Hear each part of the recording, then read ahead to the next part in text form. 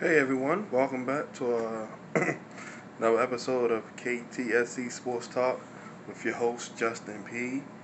This is a channel where we talk about all major sports: the NFL, NBA, NHL, MLB, NCAA men's and women's sports, professional boxing, professional wrestling, UFC, golf, tennis, lacrosse, you name it.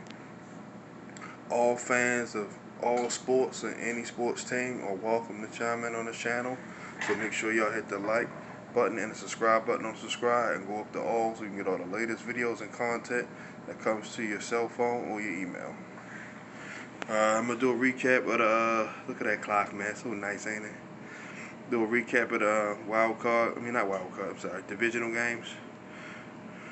I know I'm upset and bitter because my Ravens lost, but hey, it is what it is. I'll get into that in a second.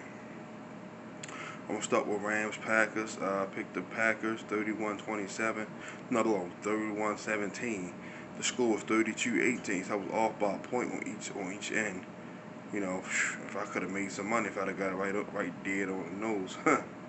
But like I said, Aaron Donald was hurt, nursing ribs. I give him credit for going out there battling it out, for his team, because some people would have shut it down. But he went out there and gave it his all. Still was pretty effective, just wasn't effective enough, because, due to the injury. Like I said, the Rams offense, they did okay running the football, but I knew it was going to come down to Jared Goff having to make some plays in the air. And by him being that cold and that thumb being hurt, that cold air hitting that thumb end and that hard-ass football is hard like a brick. It was only a matter of time. The Packers' defensive line played great. They got constant pressure on Jared Goff from inside and outside. Kenny Clark had a hell of a game, man. Dean Lowry, the Smith brothers did their thing. Christian Kirksey, the secondary, played pretty good. Jair and Kevin King and Justin Jackson, Darnell Savage, Adrian Amos, they played a pretty good game. They gave up a little underneath intermediate stuff, but they came up making tackles and rallying to the football. So, that game went exactly how I expected it to go. Aaron Rodgers had 300 yards passing, 3 touchdowns. He would have had probably 400 yards passing if it weren't for the drop balls from Marquez Valdez-Scantling, MVS, and a drop ball by Allen Lazard. Both would have probably went for touchdowns, but Allen Lazard made up for it to seal the game with that big touchdown and put him up 25, put him up 32-18. Make it a 2-touchdown game. All right, on to Ravens Bills. Gonna be a little bit more on this one, man. We had us winning 31-28, but clearly that was just a lie. The win up there in Orchard Park would not let us be great. Justin Tucker missed 2 field goals that he normally don't miss. Like I said, it was windy. I know Buffalo missed a field goal. They played a part for both teams, but by them being the home team, they were more prepared for it. Like I said, we got to the red zone 5 times and only had 3 points. That's a problem. Harbaugh has some decisions to make, because if not, him himself will be out of here. No matter, he won a Super Bowl, that don't keep you here.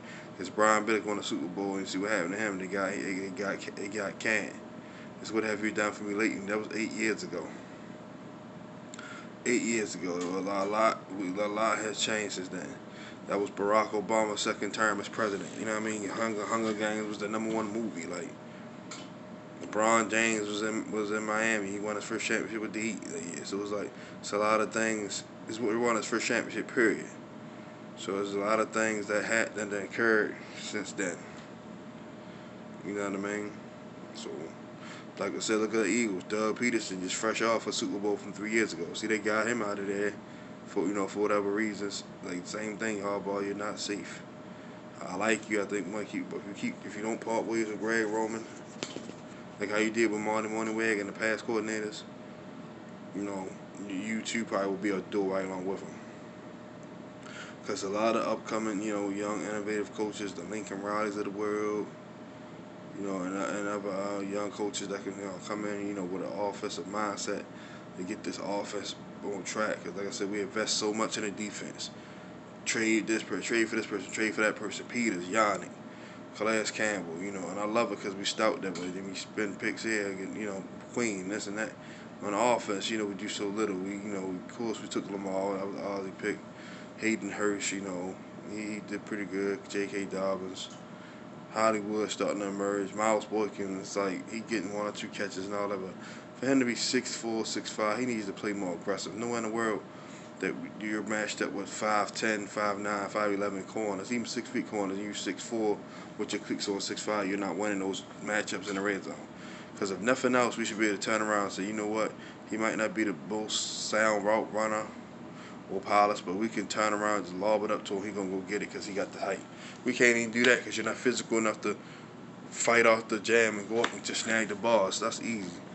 Like any receiver, any worst receiver in the league, and if he's 6'6", he can do that. That's like, so boy, you gotta come ready to work this year. Not man, yeah, it's gonna be gone too.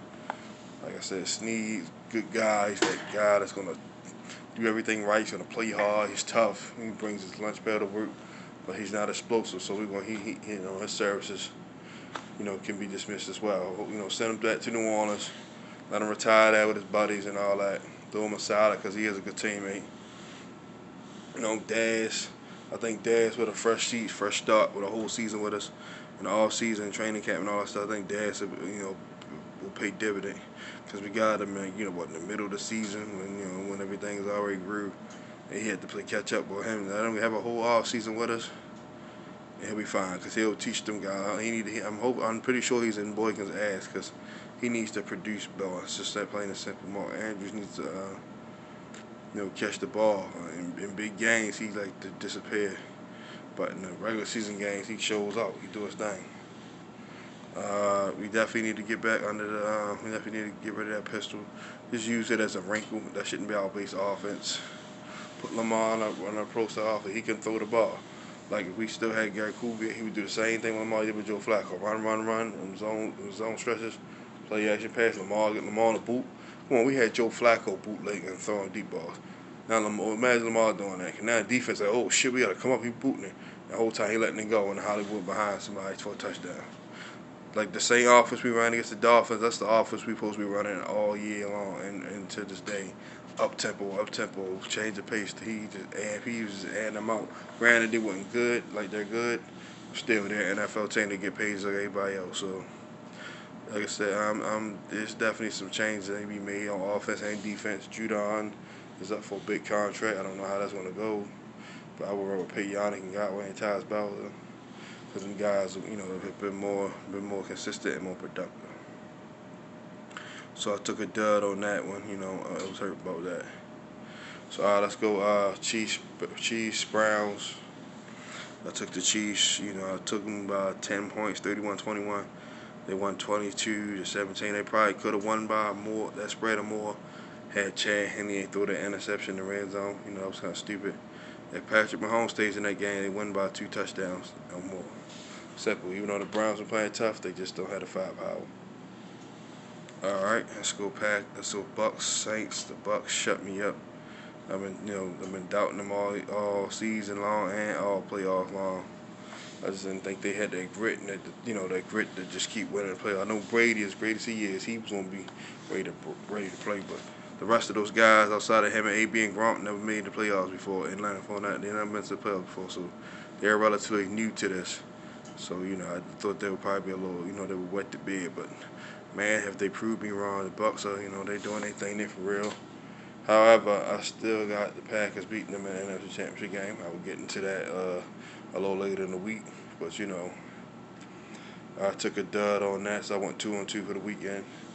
Devin White got a big interception that that changed the game. Drew Brees, man, he might have probably played his last down in the NFL, let alone as a Saint. Wish him well, if he does hang it up, because he should, because he's just not the same player no more. He's had a hell of a career. He's gonna be a great coach or broadcaster, or broadcaster or sports anchor, whatever he decides to do post retirement. So so I went 2-2. I got the Rams game correct. Our game, I was a total whiff on that. Got the Chiefs game correct and blew it with Buffalo and blew it with Tampa Bay and New Orleans. I said Buffalo. I'm still in my mind with that loss. Damn you, Bills. So in the upcoming championship week, I'll get those. I'm gonna do that later on, probably tomorrow or early like Wednesday. So then I'll get my breakdowns and prediction with that. But so everybody, it's been real, just like my Ravens are, and the Saints, the Rams, and Browns are. I'm out.